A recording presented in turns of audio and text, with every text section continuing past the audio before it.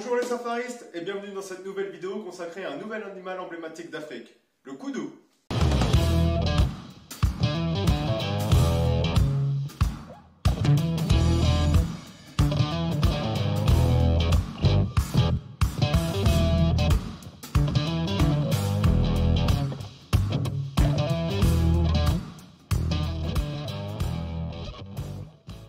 Les koudous sont de magnifiques bovidés. On distingue deux espèces, le grand koudou et le petit koudou. Les grands koudous vivent dans les pays d'Afrique de l'Est et d'Afrique du Sud, alors que le petit koudou vit uniquement dans les pays d'Afrique de l'Est. Durant mes safaris, j'ai pu observer le grand koudou en Afrique du Sud et le petit koudou en Tanzanie. Les koudous sont de magnifiques bovidés à cornes spiralées. Le grand koudou mesure entre 1,20 m et 1,50 m au garrot pour un poids de 200 à 315 kg pour le mâle et de 120 à 220 kg pour la femelle. Seul le mâle possède des cornes spectaculaires à large spire, atteignant 1,80 m et qui faisaient naguère la fierté des chasseurs. Ces cornes sont utilisées par la population locale pour fabriquer des instruments de musique, comme objets rituels ou plus simplement comme décoration. Le pelage ras, lisse, va du gris bleu au roussâtre au marron brun. Le dos est parcouru par une crinière de la nuque à la queue. Les flancs sont ornés de 5 à 12 rayures verticales. Sur la face, le grand koudou possède un chevron entre les yeux et quelques points blancs sur les joues. On le rencontre essentiellement dans les zones boisées et couvertes de forêts des contreforts montagneux et dans les écotones. Le grand koudou est une des rares antilopes à survivre dans des milieux habités à partir du moment où un couvert végétal important demeure. Il a recolonisé une grande partie de ses territoires d'Afrique australe, d'où il a été éliminé par la peste bovine. Le petit koudou mesure entre 90 cm et 105 cm au garrot pour un poids compris de 55 à 70 kg pour la femelle et de 90 à 110 kg pour le mâle. Le pelage lisse et ras est gris brunâtre. Il est parcouru par 11 à 15 rayures verticales. La tête, plus foncée que le dos, possède un chevron incomplet entre les yeux. Des points clairs parsèment le cou et deux taches blanches y sont visibles. Comme le grand koudou, seul le mâle possède des cornes spiralées atteignant 90 cm de longueur. On rencontre le petit koudou à moins de 1200 mètres d'altitude. Il a globalement la même répartition et les mêmes exigences que le géréniouk. Cette gazelle est incroyable. Elle se caractérise par un long cou qui lui a valu son surnom de gazelle girafe.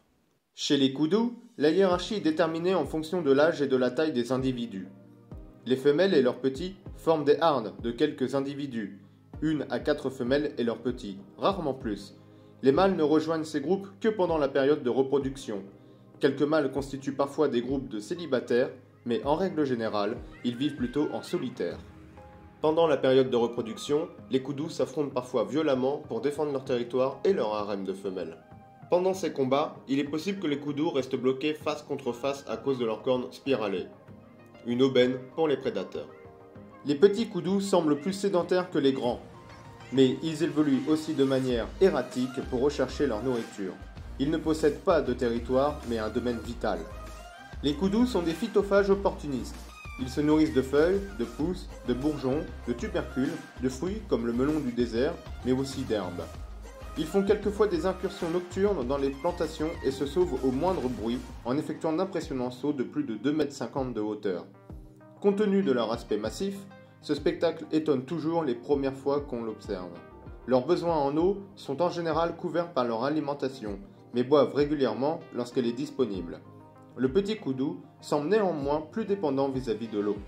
La femelle donne naissance à un petit après une gestation comprise entre 7 et 8 mois.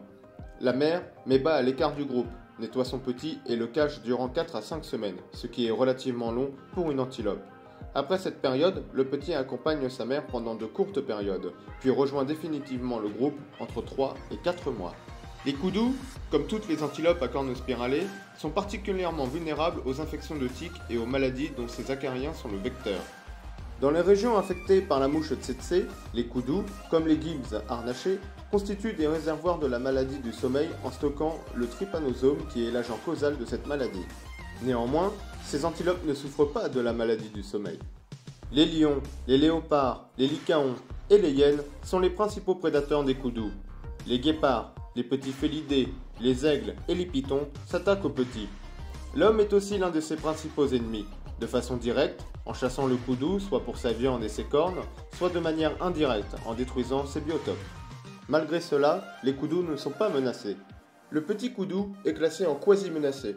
Quant au grand koudou, il est classé en préoccupation mineure sur la liste rouge de l'UICN.